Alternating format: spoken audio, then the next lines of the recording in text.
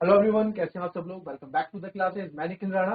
Class 12th का अपना हमारा जो ट्रिक्स का आजकल हमारी सीरीज चल रही है कि ट्रिक्स के क्वेश्चन हम कराएंगे, शॉर्ट ट्रिक से क्वेश्चन कराएंगे, उसी पे आगे बात करते हैं। तो थोड़ी सी चीज है बीच में, इस तरह के क्वेश्चन इसलिए लेके आते हैं ताकि आपका माइंड फ्रेश हो जाए। ठीक है, जो हमने चीजें पढ़ी है उस पर आप एक बार आपका रिविजन भी हो जाए।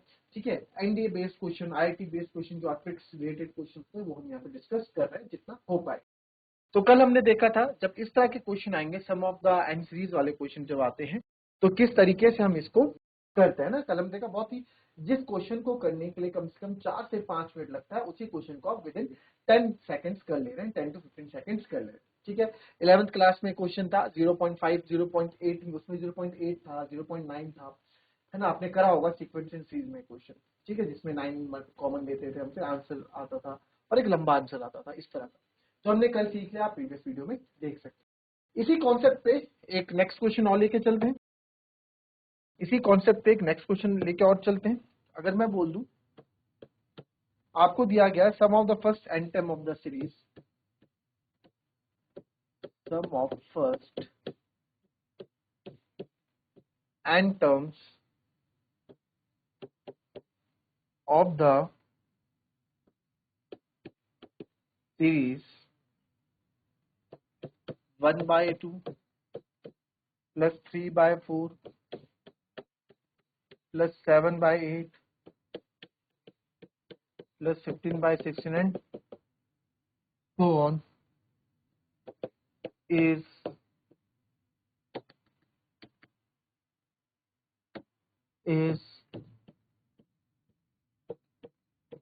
equal to, ऑप्शन आपके कुछ इस प्रकार है। ए है 2 to the power n minus 1, B हमारा ऑप्शन है 1 - 2 to the power -n, सी है n plus 2 to the power -n -1 and D है 2 to the power n plus 1। ठीक है, ये तो देखिए इस तरह का क्वेश्चन भी आपका सम की सीरीज वाला ही क्वेश्चन ये है। ठीक है, यही सम वाला 0.5, बट इसमें ये था तो इसमें सब फ्रैक्शन में आ गया, 1/2, 3/4, इस तरह में आपके पास यहाँ क्वेश्चन आ गया। ठीक है, 15/16 ये आ गया, इज इक्वल्स टू, किस तरह का आपका इसमें आंसर होना चाहिए। तो आइए इस तरह का देखिए, सेम वही है, हमें ये बताना है कि जो सीरीज चल रही है सम किसके बराबर हो। तो पहले हम n बराबर 1 में देखेंगे कि सर n बराबर 1 में आप चेक करेंगे कि n बराबर 1 में, यानी n अगर मैं n 1 लेता हूं, क्या करेंगे, सेम वही मेथड से n 1 ले लो, यानी पहली टर्म का सम कितना है जी, 1/2 है। तो जिसमें आपको वैल्यू रख के 1/2 मिलेगा वही आपका आंसर हो जाएगा।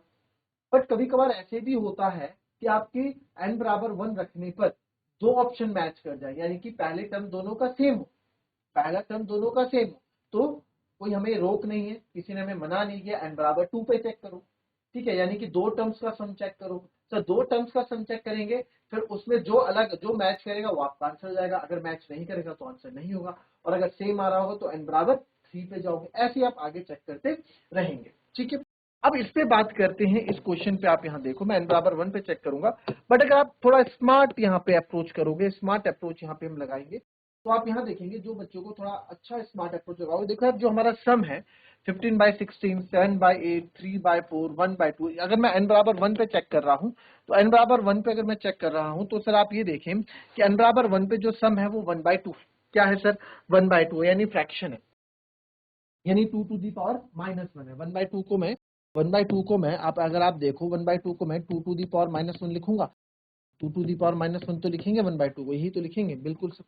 तो आप देख सकते हैं कि यार 2 to the power n ये मैं चेक नहीं करूंगा क्योंकि ये पॉसिबल ही नहीं है, पॉजिटिव पावर आ ही नहीं सकती यहाँ पे, ये भी पॉजिटिव पावर ये भी आ नहीं सकता ऑप्शन में, दोनों ही आपके ऑप्शन में नहीं आएंगे।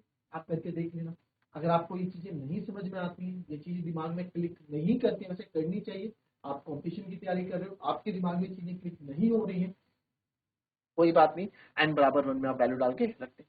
अदरवाइज आपने क्या करना है, सम का फॉर्मूला लगाना है, n/2 plus sum of series का फॉर्मूला आपने लगाना है, वो कैलकुलेटिव होगा, टाइम टेकिंग होगा।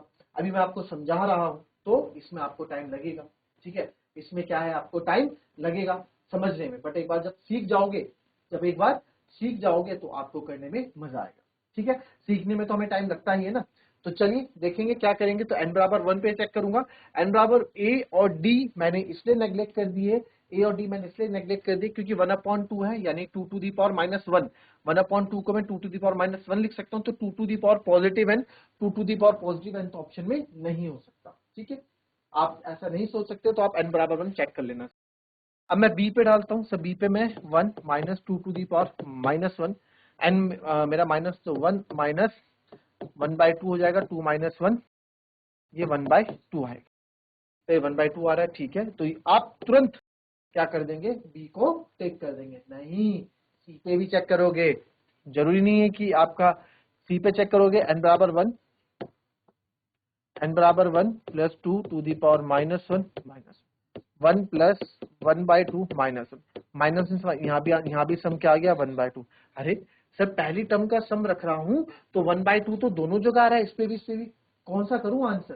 तो हमें किसी ने रोका नहीं आपको, n बराबर 2 पे चेक करो, n बराबर 1 पे अगर दोनों पहली टर्म का सम दोनों का सेम है तो दूसरी टर्म का चेक करो, दो टर्म्स का। तो अब मैं n बराबर क्या रख रहा हूं, मैं n बराबर 2 रखूंगा। n बराबर 2 रखेंगे तो आइए n बराबर 2 पे देखेंगे, 1 माइनस 2 2 टू दी पावर -2, तो ये हो जाएगा 1 माइनस 1/4। कोई दिक्कत किसी को, 4 माइनस 1 ये कितना हो गया 3/4 से, तो 3/4 आ गया। इस पे चेक करोगे, n बराबर 2 में चेक कर रहा हूँ, 2 प्लस 2 माइनस 2 1/4 हो जाएगा, माइनस 2 में से एक गया, एक एक प्लस 1/4 यानी कि आ जाएगा 5/4। अब बहुत से बच्चे क्या करेंगे, फट देख के क्या कर देंगे, 3/4 आया, आंसर करेक्ट कर दे। क्यों, क्योंकि यहाँ 3/4 है। क्यों, क्योंकि यहाँ पे 3/4 दिखेगा और 3/4 करके आंसर, वो भी तो बहुत चालाक है, वो भी आपको जानबूझ के ऐसे करते हैं, पहला ऑप्शन 3/4, ये गलत हो जाएगा। क्यों सर, ये इसलिए गलत हो जाएगा क्योंकि आपने क्या क्या है, n बराबर 2, n बराबर 2 मतलब पहली दो टर्म्स का सम, पहली दो टर्म्स का सम, पहली दो टर्म्स का सम। n बराबर 2 मतलब first two term, sum of first two term को आप चेक कर रहे हैं, तो पहली दो टर्म्स का सम चेक कर रहे हैं। तो इनका जब चेक करोगे, 2 और 4 का एलसीएम 4 जाएगा, 2 प्लस 3 यानी कि 5/4 आ जाएगा। तो 5/4 किसका, सी का है, तो इसलिए आपका ये बी गलत हो जाएगा, ठीक है, और हमारा सी सही हो जाएगा। तो ये हमारे तीनों गलत और सी हमारा सही। ज्यादा नहीं लगेगा, 5 से 6 7 10 सेकंड मैक्सिमम, 10 से 15 सेकंड लगेंगे इस तरह के क्वेश्चन को सॉल्व करने, ठीक है, इस तरह से क्वेश्चन को सॉल्व करने, कोई बड़ी बात। क्लियर, ठीक है। एक बार फिर से रिवाइज कर लेंगे, देखेंगे क्या क्या हमने इस क्वेश्चन में, कुछ बड़ी बात नहीं की सर। ये आपको एक सीरीज दी गई थी, सम ऑफ फर्स्ट एंड टर्म्स, आपको n बराबर 1, n बराबर 1 वाला मेथड हमको यूज करना है, तो n बराबर 1 पे हमने चेक किया, तो ये और ये तो नहीं थे, n बराबर 1 पे 1/2 नहीं आए, ये और ये आगे दोनों का n बराबर 1 पे, ये भी 1/2 दे रहा था, ये भी 1/2 दे रहा था। तो हमने बोला है फर्स्ट टू टर्म्स को चेक करते हैं, n बराबर 2 पे चेक करते हैं। n बराबर 2 पे हमने चेक किया तो इसकी वैल्यू 3/4 आ रही थी, इसकी वैल्यू 5/4 आ रही थी, और n बराबर 2 मतलब पहली दो टर्म्स का सम, और पहली दो टर्म्स का सम जो हमने किया, हमें कितना मिला 5/4 मिला इन दो का सम। तो यस, या 5/4 वाला जो ऑप्शन दे रहा था, यानी कि आंसर बिल्कुल सही, ठीक है। नहीं समझ में आ रहा है ना, करी नहीं समझ में आ रहा तो यार प्लीज बता देना, इसको थोड़ा और अच्छे से मैं समझा, और थोड़ा अच्छे से स्लो स्लो करके आपको समझाऊंगा, स्टेप बाय स्टेप समझाऊंगा। क्लियर, चल कॉपी कर लेंगे, फिर नेक्स्ट क्वेश्चन, एक क्वेश्चन और इस तरह का सम ऑफ सीरीज का देखते हैं।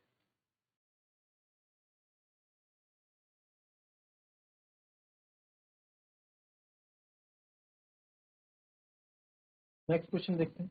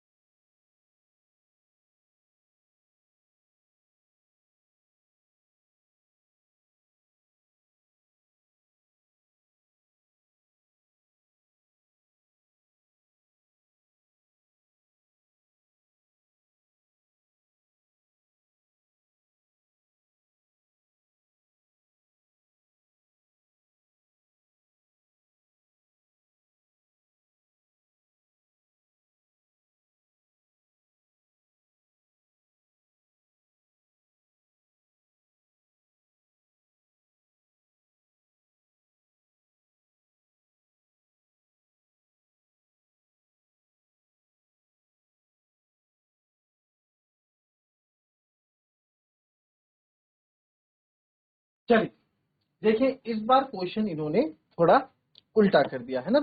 इस बार क्वेश्चन इन्होंने थोड़ा उल्टा कर दिया। अब क्या कर दिया जी, ये बड़े तेज बन गए। इन्होंने बोला इस बार मल्टीप्लाई में दे दो, 1 मल्टीप्लाई बाय 3, 2 मल्टीप्लाई बाय 3 का स्क्वायर, 3 मल्टीप्लाई 3 का cube plus n multiply by 3 to the power n। इन पूरी सीरीज का अगर हम सम करते हैं तो वो सम इसके बराबर आता है, और आपको यहां से a और b की वैल्यू निकालनी है। अब क्या करेंगे, तो ये तो फंसा दिया इन्होंने, ऐसा तो हमने कुछ पढ़ा ही नहीं है, ऐसे ट्रिक तो हमने कुछ करी ही नहीं है ना, ऐसी ट्रिक तो हमने कुछ करी ही नहीं है, ऐसे ट्रिक तो हमने कुछ करी ही नहीं है सर, कैसे होगा, ये तो बड़ी दिक्कत की बात होगी। तो इस तरह के क्वेश्चन ए और बी निकालना है तो कुछ भी थोड़ा सा मॉडिफिकेशन करेंगे, बेस वही रखेंगे, ठीक है, बेस हमने वही रखना है, बेस हमने कुछ अलग नहीं रखना, बेस हमारा वही रहने वाला है जो आपने जो हम यहाँ करेंगे, जो हमने भी सीखा है वही बेस रहेगा। क्या है सर ये बेस, देखिए यार, अगर मैं n बराबर 1 रखता हूं, यानी कि ये तो पूरी सीरीज का सम है, पूरी सीरीज का सम ये आ रहा है, तो अगर मैं यहाँ n की जगह 1 रख दूंगा तो सम ऑफ 1 टर्म ही तो देगा ये भी, बिल्कुल सर। n बराबर अगर आप 1 रख दोगे तो सम ऑफ 1 टर्म ही देगा, ऑब्वियस सी बात है, सम ऑफ 1 टर्म ही देगा, ठीक है सर। तो मैं क्या करता हूं, देखो मैं आपको बार बार बोल रहा हूं, मैं भी आपको समझा रहा हूं, ये मत सोचो इतना लंबा प्रोसेस, जब आप इसको समझ जाओगे ना तो आप 5 से 10 सेकंड में आंसर निकालोगे, तो आप अपनी मशीनरी उसी स्पीड से चलाओगे, है ना। तो अभी हम सीख रहे हैं तो सीखेंगे इसको। अब देखो n बराबर 1 पे हम डालेंगे सर, n बराबर 1 पे, n बराबर 1 पे मैंने डाला 2, तो मैं चाहूं तो मैं तो डायरेक्ट सॉल्व कर दूं, 2 minus 1 1, 3 T power a plus b आ जाएगा, बट आपको दिखाने के लिए कि सम होगा 2 टू दी पावर 1 माइनस 1। आप चाहो, आप तो वैसे भी इस चीज में ज्यादा टाइम नहीं लगाओगे, n बराबर 1 पे, और n बराबर 1 पे मेरा सम कितना है, 1 मल्टीप्लाई बाई 3, पॉइंट नहीं है ये, मल्टीप्लाई है। तो आप देखोगे 2 में से 1 गया 1, तो आपका आया 3 to the power a plus b is equal to 1 3 जा 3 अपॉन 4। अब सर यहाँ पे फंस गए आप, अब यहाँ कैसे करेंगे, तो फ्रैक्शन में आ गया, कुछ नहीं है, कोई बड़ी बात को उधर ले जाओ, 3 to the power a plus b, 4 उधर आएगा, 4 3 12 हो जाएगा, 4 3 12 हो जाएगा। सर क्या करूं कि ये 12 आ जाए, इनका सम 12। अगर देखो यार दो केस बनेंगे, अगर मैं a1 रखता हूं, 3 की पावर 1 रखता हूँ, 3 1 जा 3, तो यहाँ b कितना आ जाएगा 9 इस केस में, तो ये 9 3 12 आ रहा है केस 1। केस 1 में क्या है सर, a मेरा 1 आ गया, b मेरा 9 आ गया, ये केस 1 आ गया है ना, केस 1। अच्छा और कुछ हो सकता है सर, और भी तो आ सकता है 12, बिल्कुल आ सकता है, 3 की पावर 2 रख दो, क्या रख दो, 3 की पावर 2 रख दो, 3 की पावर 2 कितना होता है 9, प्लस b कितना रख दो, 3 रख दो, तो 9 और 3 क्या हो गया, ये भी 12 हो गया। तो इस केस में क्या हुआ, इस केस में a तो आ गया मेरा 2 और b आ गया 3, बन गई सेकंड पार्ट, सेकंड केस। और किसी केस में 12 आ सकता है, आप बोलोगे यस सर, आप ऐसा करो,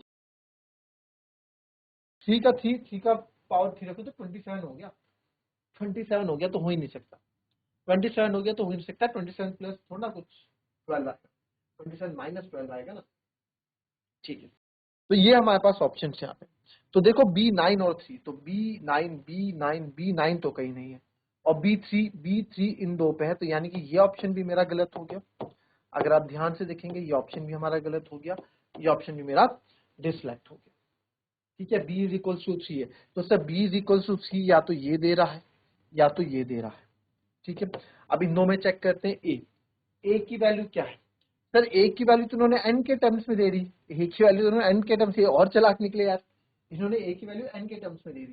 क्या करोगे अब, ए की वैल्यू एन के टर्म्स में दे दी तो आप देखो हमारा ए आया क्या था, एक्चुअली हमारा ए है क्या, हमारा ए 2 है, या तो ए हमारा 1 है, ठीक है। अगर हमारा बी ये वाला 3 है ना, तो इसको तो हम देख ही नहीं रहे, ये ऑप्शन तो हमारा वैसे ही कैंसिल हो गया, हम इसको देख रहे हैं। ए हमारा क्या है यहाँ पे, ए आपका यहाँ पे 2 है सर, ए हमारा क्या है 2 है, ए हमारा 2 है, ठीक है, ए 2 है, ए 2 है, एन एन अब देखो एन और ये है, एन ये दो है ना, एन की वैल्यू क्या लिया आपने सर, एन की वैल्यू हमने एन बराबर हमने 1 लिया।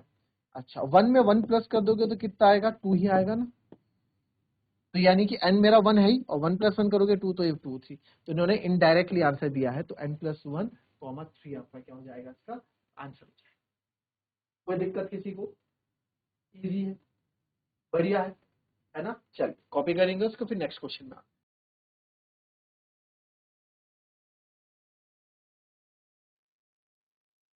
चलो अब नेक्स्ट क्वेश्चन देखेंगे।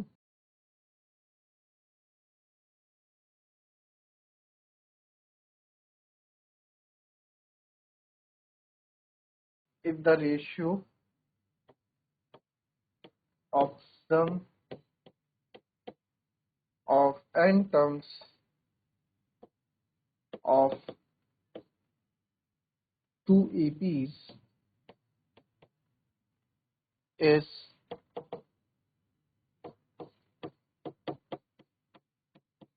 3n plus 8, 7n plus 15,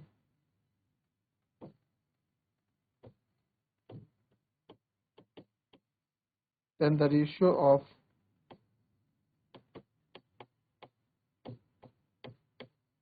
their 12th term is। देखो यार, इस तरह के क्वेश्चन ना,